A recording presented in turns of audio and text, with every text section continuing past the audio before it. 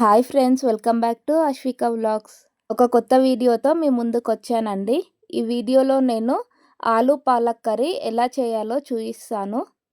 ఈ కర్రీ ఇంట్లోనే ఈజీగా దాబా స్టైల్లో ఎలా చేసుకోవాలో చూపిస్తాను ఫ్రెండ్స్. చాలా బాగుంటుంది. ఇది వైట్ రైస్తో అయినా చపాతీతో అయినా చాలా బాగుంటుంది. సింపుల్ ఇంగ్రీడియంట్స్ అండి, అన్నీ మన ఇంట్లోనే ఉంటాయి. ఈజీగా చేసుకోవచ్చు ఇంట్లో.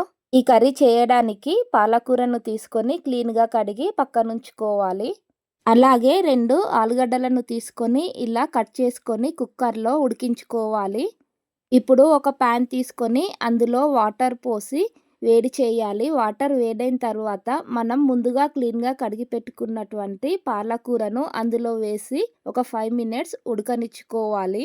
దీనిపై మూత పెట్టుకొని ఒక 5 మినిట్స్ ఉడకనివ్వాలి. ఈ ఉడికించిన పాలకూరను మిక్సీ పట్టుకుంటాం కాబట్టి మనం కట్ చేయకుండా డైరెక్ట్గా పాలకూరను కడిగి వేడి నీళ్ళల్లో వేసి ఈ వీడియోలో చూపిస్తున్నట్టు ఉడికించుకోండి. వేడి నీళ్ళల్లో వేసాం కాబట్టి 5 మినిట్స్లో పాలకూర ఉడుకుతుంది. తర్వాత పాలకూరని వాటర్ నుండి సపరేట్ చేసి ఒక ప్లేట్లోకి తీసుకొని చల్లారనివ్వాలి. ఈ వీడియోలో చూపిస్తున్నట్టు పాలకూరని ఒక ప్లేట్లోకి తీసుకొని చల్లారనివ్వాలి. పాలకూర చల్లారిన తర్వాత ఒక మిక్సీ జార్లోకి తీసుకొని ఫైన్గా మిక్సీ పట్టుకోవాలి. ఇప్పుడు దీనిని పోసి పెట్టుకోవడానికి ఒక ప్యాన్ తీసుకొని 2 టేబుల్ స్పూన్ ఆయిల్ వేసి ఆయిల్ వేడైన తర్వాత ఇందులో 1/2 స్పూన్ జీలకర్ర వేయాలి. అలాగే 3 ఎండుమిరపకాయలను తీసుకొని ఇందులో వేసి ఫ్రై చేసుకోవాలి. అలాగే 6 పచ్చిమిర్చి చిన్న చిన్న ముక్కలుగా కట్ చేసుకొని వేసుకోవాలి.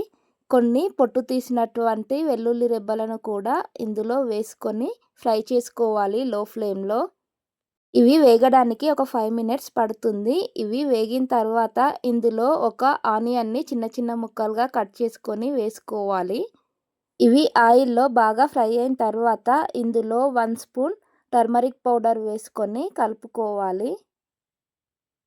ఒక 5 మినిట్స్ ఫ్రై చేసుకున్న తర్వాత మనం ముందుగా మిక్సీ పట్టుకున్నటువంటి పాలకూర పేస్ట్ని ఈ పోస్ట్లో వేసుకొని కలుపుకోవాలి. ఆల్రెడీ మనం పాలకూరని ఉడకపెట్టి వేసుకున్నాం కాబట్టి ఆయిల్లో తొందరగానే ఫ్రై అవుతుంది. ఇది ఆయిల్లో ఉడికిన తర్వాత ఆయిల్ పాలకూర పేస్ట్ సపరేట్ అవుతుంది. పాలకూర పేస్ట్ ఆయిల్లో ఉడికిన తర్వాత ఇందులో వాటర్ యాడ్ చేసుకోవాలి. కర్రీ క్వాంటిటీని బట్టి వాటర్ యాడ్ చేసుకోండి. లూజ్గా కావాలంటే కొన్ని వాటర్ ఎక్కువగా వేసుకోవాలి. 5 మినిట్స్ ఉడికిన తర్వాత ఇందులో మనం ముందుగా ఉడికించి పెట్టుకున్నటువంటి ఆలుగడ్డ ముక్కలను వేసుకొని ఉడికించుకోవాలి. ఇప్పుడు ఇందులో రుచికి సరిపడా సాల్ట్ వేసుకోవాలి. నేను 1 స్పూన్ సాల్ట్ వేసాను. ఈ కర్రీలో 1 స్పూన్ జీరా పొడి, 1 స్పూన్ గరం మసాలా పొడి వేసి ఈ పొడులన్నీ కర్రీలో కలిసేటట్టు బాగా కలుపుకొని ఉడికించుకోవాలి. జీరా పొడి, గరం మసాలా పొడి వేయడం వల్ల కర్రీకి టేస్ట్ వస్తుంది. దాబా స్టైల్లో చేసినట్టు ఉంటుంది. దీనిని ఒక 10 మినిట్స్ క్యాప్ పెట్టి ఉడకనివ్వాలి. ఇలా ఉడకడం వల్ల వేసిన ఆలుగడ్డలు గ్రేవీలో బాగా కలుస్తాయి. అలాగే చివరగా కొంచెం కొత్తిమీర వేసుకొని కలుపుకోవాలి. ఈ కర్రీ పుల్లగా కావాలంటే చివరగా 1/2 స్పూన్ లెమన్ పిండుకోవచ్చు స్టవ్ ఆఫ్ చేసిన తర్వాత. అంతే అండి, ఎంతో టేస్టీగా ఉండే దాబా స్టైల్లో ఆలు పాలక్ కర్రీ రెడీ అయ్యింది. ఇది చపాతీతో అయినా వైట్ రైస్తోనైనా చాలా బాగుంటుంది.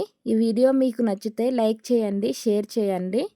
మొదటగా నా ఛానల్ చూస్తున్న వాళ్ళు సబ్స్క్రైబ్ చేసుకోండి ఫ్రెండ్స్. మళ్ళీ ఒక కొత్త వీడియోతో మీ ముందుకు వస్తాను. అప్పటి వరకు బాయ్ ఫ్రెండ్స్.